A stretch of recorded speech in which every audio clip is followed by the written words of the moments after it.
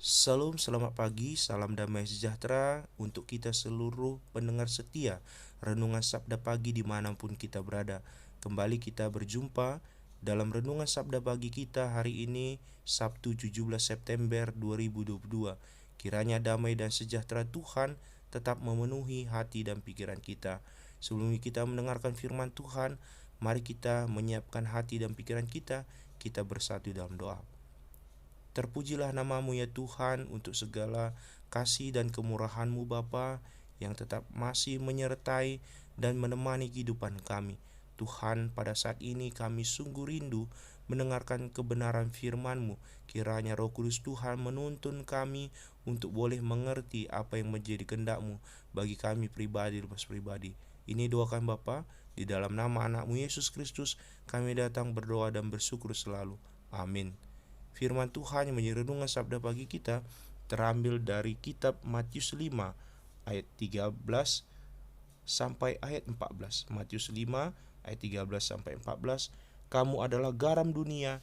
Jika garam itu menjadi tawar, dengan apakah ia diasinkan? Tidak ada lagi gunanya selain dibuang dan diinjak orang. Kamu adalah terang dunia. Kota yang terletak di atas gunung tidak mungkin tersembunyi.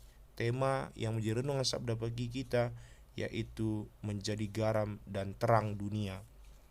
Saudara-saudara yang terkasih dalam Yesus Kristus, di sepanjang sejarah manusia sangat membutuhkan garam.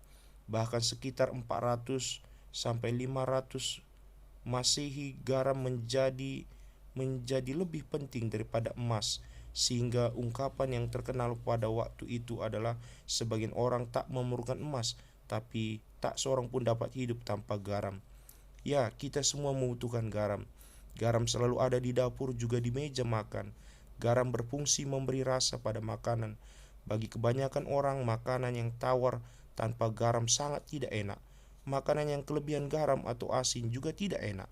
Lidah dapat mengecap dengan baik rasa pada makanan. Selain itu, garam juga berfungsi sebagai pengawet dan membantu dalam proses penyembuhan. Yesus berkata, "Kamu adalah garam dunia." Pada para muridnya, setiap orang percaya kita sekalian memiliki status dan identitas sebagai garam dunia. Seperti halnya garam yang tidak kelihatan dalam masakan, tetapi dapat memberi rasa yang enak dan tidak tawar. Demikian hendaknya kehidupan setiap orang percaya. Kehadiran kita mesti menjadi berkat. Pelayanan kita mesti memberi harapan ketika sekeliling kita sudah tawar hati. Pekerjaan kita mesti membawa sukacita walaupun melelahkan dan menguras energi. Jadi percayalah, sekecil apapun kebaikan yang kita lakukan, itu tidak akan sia-sia. Seperti garam yang bersedia larut di dalam masakan, demikian pula kita mesti bersedia memberi hati bagi pekerjaan Tuhan, bukan untuk mencari pujian, apalagi keuntungan.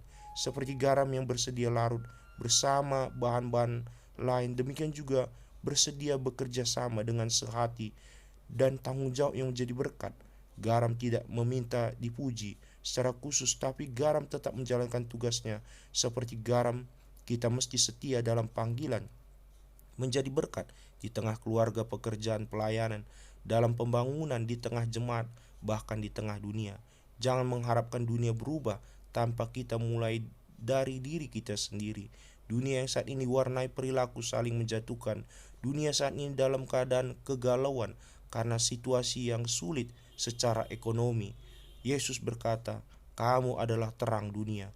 Kita semua sangat membutuhkan terang. Saat lampu padam, hal pertama yang kita lakukan adalah mencari sesuatu yang dapat memberi terang, entah itu senter, ataupun lampu, ataupun lilin, dan lain sebagainya. Daripada mengutuk kegelapan, lebih baik menyalakan sebuah lilin yang dapat memberi terang dalam kegelapan. Sebuah cahaya yang berharga, seperti kota terletak di atas gunung dan dapat terlihat dengan jelas, seperti pelita di atas kaki Dian yang menerangi seluruh ruangan. Demikianlah perbuatan-perbuatan yang baik dari orang percaya mesti nyata bagi semua orang. Seperti listrik yang membutuhkan sumber listrik, lilin membutuhkan sumbu dan sumber api, maka kita pun mesti hidup di dalam Kristus agar hidup kita terus memancarkan terang Kristus.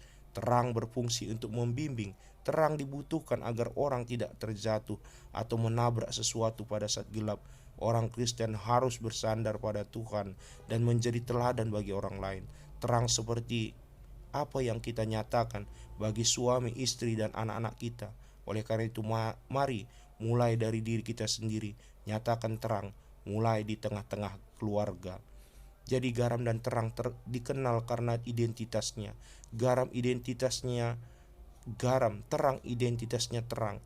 Garam dan terang bagaimanapun akan dikenali sebagai garam dan terang. Apabila garam tanpa rasa asin, orang tidak mungkin menyebutnya sebagai garam. Begitu juga terang. Kalau tidak terlihat cahayanya, tidak akan disebut sebagai terang. Yang terpenting dimanapun kita berada, jangan biarkan garam kita menjadi tawar dan terang kita menjadi redup. Berkaryalah melalui kebaikan dan kasih yang kita wujudkan, sehingga banyak orang bisa mengalami kemuliaan dan kasih Bapa. Jadilah garam di tengah dunia, bersinarlah dan pancarkan terang Kristus, karena status dan identitas kita sebagai gereja adalah sebagai garam dan terang di tengah-tengah dunia. Amin. Kita bersatu dalam doa. Terima kasih ya Tuhan, kami sungguh bersyukur Bapa melalui firman-Mu yang sudah mengingat kami bahwa identitas kami di tengah-tengah dunia ini yaitu sebagai garam dan terang dunia. Oleh karena itu Bapa, biarlah kami tetap memberikan rasa di tengah-tengah kehidupan kami, baik di tengah pekerjaan maupun di tengah-tengah keluarga, masyarakat, bahkan di tengah gereja. Begitu juga dengan terang, kami dapat menyinari kegelapan dimanapun kami berada, sehingga kehidupan kami dapat mampu menjadi berkat dimanapun kami berada. Berkati firman-Mu ini Tuhan, berkati kehidupan kami sepanjang hari ini Bapa. Kiranya Tuhan tetap menuntun kami, Tuhan tetap menjaga dan menemani kami. Berikan sukacita, kesehatan, dan damai sejahtera Tuhan di tengah-tengah kehidupan dan keluarga kami. Ini doa kami Bapa. Ampunkan segala dosa pelanggaran kami Tuhan, sebab kami datang di dalam nama anak-Mu Yesus Kristus yang sudah mengajar kami doa Bapa kami. Kita ucapkan bersama-sama. Bapa kami yang di surga, dikuduskanlah nama-Mu, datanglah kerajaan-Mu, jadilah kehendak-Mu di bumi seperti di surga. Berikanlah kami pada hari ini makan kami yang secukupnya, dan ampunilah kami akan kesalahan kami, seperti kami juga mengampuni orang bersalah pada kami. Dan janganlah membawa kami ke dalam pencobaan, tetapi lepaskanlah kami daripada yang jahat. Karena Engkau yang punya kerajaan dan kuasa dan kemuliaan sampai selama-lamanya. Amin. Tuhan berkati firman-Nya dan memberkati kita semua.